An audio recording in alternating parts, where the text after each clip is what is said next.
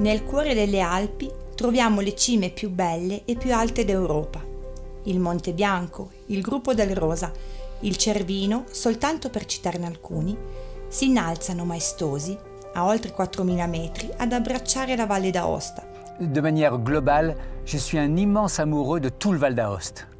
Je trouve que c'est en quelque sorte la perle qui est exactement au centre de l'arc alpin. Et puis, il y a une vallée qui est comme elle était presque il y a un siècle.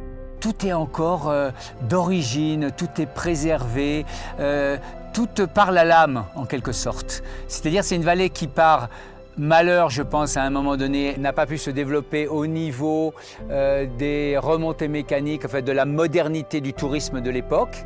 Et en même temps, c'est son bonheur, je pense, et sa chance actuellement, c'est que c'est une vallée réellement préservée, où les gens peuvent trouver une montagne comme celle dont ils rêvent vraiment dans leur rêve d'enfant.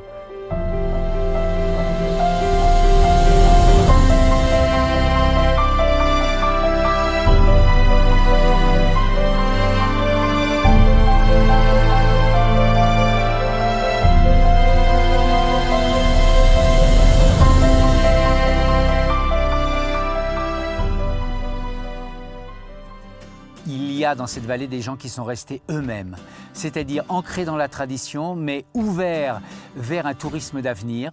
Et je pense que le tourisme d'avenir, dans nos Alpes, il ne passe plus par la mécanisation, mais il passe par l'authenticité. Ed è con questo spirito che è nata l'associazione Natura Valp, con lo scopo di riunire artigiani, agricoltori, produttori e operatori turistici della Valpelline.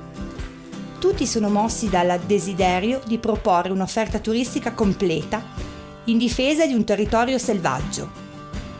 Lo scopo dell'associazione è quello di rendere ognuno protagonista nelle scelte concernenti lo sviluppo territoriale, nella promozione dell'agricoltura locale e di mettere i valori della vicinanza e dell'autenticità al centro della propria economia. Lo scambio et la tradizione rimangono aspetti essenziali dell'accoglienza nella Valpelline.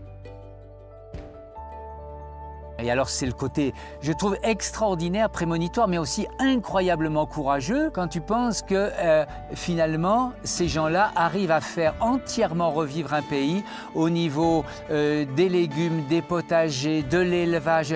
Donc tout est vrai, tout est beau, tout est vraiment dans le sens de l'avenir.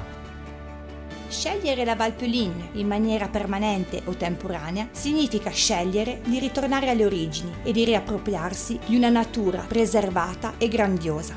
Intorno ai valori della trasmissione, della generosità e del mantenimento di uno stile di vita secondo un'etica responsabile, la Valle della Valpelline si iscrive tra gli luoghi turistici d'Italia tra i più autentici. Qui, seguendo le stagioni, la natura, lo stato selvaggio e le montagne impressionanti non hanno eguali. Da altre parti ci si sente bene, in Valpelline ci si sente vivere.